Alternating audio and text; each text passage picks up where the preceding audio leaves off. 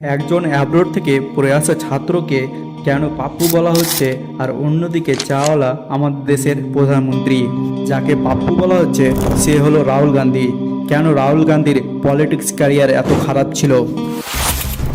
आलू के किसानों को कहा ऐसी मशीन लगाऊंगा, इस साइड से आलू घुसेगा, उस साइड से सोना निकलेगा। आपके अंदर मेरे लिए नफरत है, आपके अंदर मेरे लिए गुस्सा है, आपके लिए मैं पप्पू हूं। गया खत्म। রাহুল গান্ধী 2004 সালে আমির থেকে লোকসভা সদস্য হয়। 2004 থেকে 2014 পর্যন্ত ইউপি সরকার সংসদে পাওয়ারে ছিল, আর তখন তার মা ইউপি অ্যালায়েন্সকে লিড করছিল। আর এই সময়ে প্রধানমন্ত্রী ছিল মনমোহন সিং, আর মনমোহন সিং রাহুল গান্ধীকে পার্লামেন্টের মন্ত্রী পদ দেওয়ার চেষ্টা করেছিল, কিন্তু সে রাহুল গান্ধী বারবার বারণ করে দেয়। আর এই জন্য রাহুল গান্ধীর কাছে কোনো পাওয়ার ছিল না। 2009 সালে আবার ভোট হয়, আর এখানে একটা ইতিহাস রচিত হয়, আর এই ইতিহাসটা হলো যে কংগ্রেস 206টি সিটে জয় লাভ করে, আর এখানে রাহুল গান্ধীর অবদান ছিল একবারে চূড়ান্ত। আর তখন অপোনেন্ট জানতে পারে আজ না হলে কাল রাহুল গান্ধী একদিন না একদিন পাওয়ারে আসবে, তার কারণে তার ওপর কিছু মিম তৈরি করে সেগুলোকে ভাইরাল তৈরি করার কাজ করতো কিছু মানুষ। 2010 সালের পর 2G scam and CWG scam বাইরে আসে। তারপর থেকে জনতা জবাব চাইতে শুরু করে রাহুল গান্ধীর কাছ থেকে, কিন্তু রাহুল গান্ধী কোনো জবাব দিতে পারেনি। 2013 সালে রাহুল গান্ধী ভাইস প্রেসিডেন্ট হয়, তার কাছ থেকে তার পার্টির সদস্যরা বড় আশা করে, কিন্তু আরও বিপরীত হয়ে পড়ে। রাহুল গান্ধী ভাবনা চিন্তা ছিল অনেক বেশি, কিন্তু সে বড় বড় স্পিচ দিতে পারতো না। অপরদিকে নরেন্দ্র মোদী বড় বড় স্পিচ দিতে পারত এবং গুছিয়ে, যার ফলে হাজার হাজার মানুষের মন জয় করে ফেলে। তারপর আছে 2014 সালের ইলেকশন, আর এখানে বিজেপি সিট পায় 282টি, আর কংগ্রেস সিট পায় 44টি, আর এখানে কিন্তু কংগ্রেস হেরে যায়। আর এটা ছিল কংগ্রেসের সব থেকে বড় হার। কংগ্রেসের কিছু নেতা রাহুল গান্ধীর ওপর আঙুল তুলতে শুরু করে এবং বিজেপিতে চলে যায়। এই জন্য বিজেপি একটার পর একটা রাজ্যে জিততে শুরু করে। রাহুল গান্ধীর ওপর বিভিন্ন ধরনের মিম তৈরি করে সেগুলোকে ভাইরাল করতে শুরু করে, এবং পার্লামেন্টে PM মোদিও সেগুলির মজা নিতে শুরু করে। राहुल गांधी जिस तरह की भाषा का इस्तेमाल कर रहे हैं आपको लेकर, एक प्रधानमंत्री पद की गरिमा भी होती है, आप एक उम्र में भी आप बड़े हैं, ऐसे में उसको क्या कहेंगे आप? ये नामदार है, हम कामदार है।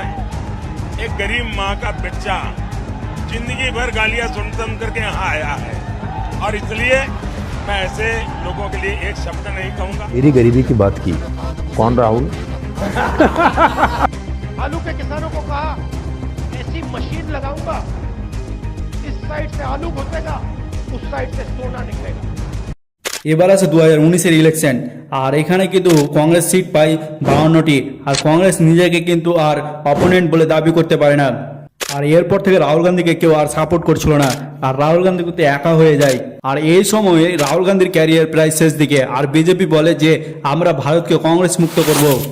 আর প্রায় সব রাজ্যেই বিজেপি সিট ছিল, আর কংগ্রেসকে দেখে মনে হচ্ছিল যে পরের ইলেকশনে আর 15টিরও বেশি সিট পাবে না। আর এই সময়ে রাহুল গান্ধীকে ক্রিটিসাইজ করতে শুরু করে সবাই। आपसे करना चाहूंगी शाहनवाज हुसैन जी, देश को रोड मैप देने में राहुल गांधी पास हुए या फेल? वो रोड मैप देना ही नहीं चाहते, ये रोड मैप तो आप देना चाह रही हैं। वो रोड मैप के लिए कहाँ आई? वो तो कह रहे हैं कि हमारा कोई इंटरेस्ट नहीं है। उन्होंने आम आदमी की बात की, उन्होंने कहा कि मैं जो राजनीति कर रहा हूँ वो आम आदमी के लिए कर रहा हूँ। वो अकाउंटेबिलिटी कोई ली नहीं। 9 साल से वो हुकूमत में है, वहाँ पर कुछ दे नहीं पाए। वो आगे का भविष्य बता रहे हैं, वर्तमान की चिंता वो नहीं कर रहे हैं। तो राहुल जी एक सांसद के नाते आए, या जब उनकी पार्टी ही उनको अगला नेता नहीं बता रही है, तो वो रोड मैप क्या बताएंगे? उन्होंने तो कोई रोड मैप दिया नहीं। मोदी का डर उनके मन में साफ झलक रहा है। রাহুল গান্ধী এমন কি করলো যে আজ LOP, যার মানে হচ্ছে লিডার অফ অপোজিশন। आपने मेरा चेहरा मीडिया में देखा कभी? मैं दिखता हूँ क्या? ना, मैं नहीं दिख सकता, क्योंकि वो जानते हैं जिस दिन ये जाके बैठ गया उस दिन ये गरीबों का काम करेगा, ये सारा का सारा पैसा दूसरी तरफ कर देगा।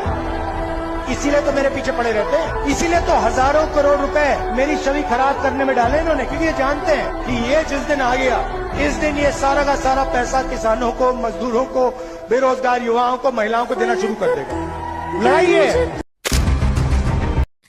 সাল ছিল 2019, আর এখানে করে কংগ্রেস সিট পায় মাত্র 52টি, কিন্তু রাহুল গান্ধী এখানে করে হার মানেনি, আর সে কিন্তু উঠে দাঁড়ায়, আর তার প্রতিটি ভুল থেকে সে শিখতে শুরু করে। যখন পার্টিকে সাপোর্টের প্রয়োজন ছিল তখন রাহুল গান্ধী প্রায় ক্ষেত্রে ছুটিতেই থাকতো। কংগ্রেসের অনেক নেতা রাহুল গান্ধীকে নন সিরিয়াস বলে বিজেপিতে চলে যায়, আর এইভাবে আস্তে আস্তে ভাঙতে শুরু করে কংগ্রেস। 7 সেপ্টেম্বর 2022 ভারত জোড়ো যাত্রা শুরু করেন রাহুল গান্ধী। কাশ্মীর থেকে কন্যাকুমারী পর্যন্ত এই যাত্রা পায়ে হেঁটে শুরু হয়, যা 3700 কিমি 136 দিন ধরে এই যাত্রা চলে।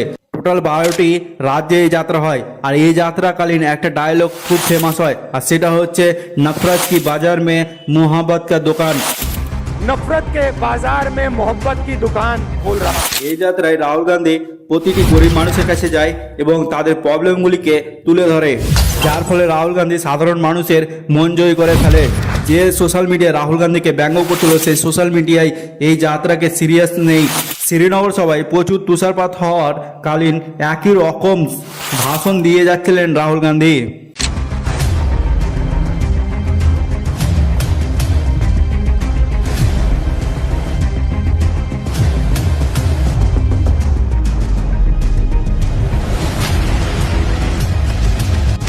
রাহুল গান্ধীর এই সিম্পলসিটি মানুষের খুব পছন্দ আসে। ভারত জোড়ো যাত্রা সফল হয় এবং পুরো ভারত তাকে সাপোর্ট করতে শুরু করে। এরপর আছে 2024-এর ইলেকশন। যে বিজেপি বলতো আগলিবার 400 পার, সেই বিজেপি সিট পায় 280টি। पूरा देश कह रहा है अब की बार हर केजी में আর কংগ্রেস সিট পায় 99টি, যার ফলে রাহুল গান্ধী হয় এলওপি। যার কথা কেউ শুনতো না, তার কথা আজ শোনার জন্য সবাই বসে থাকে।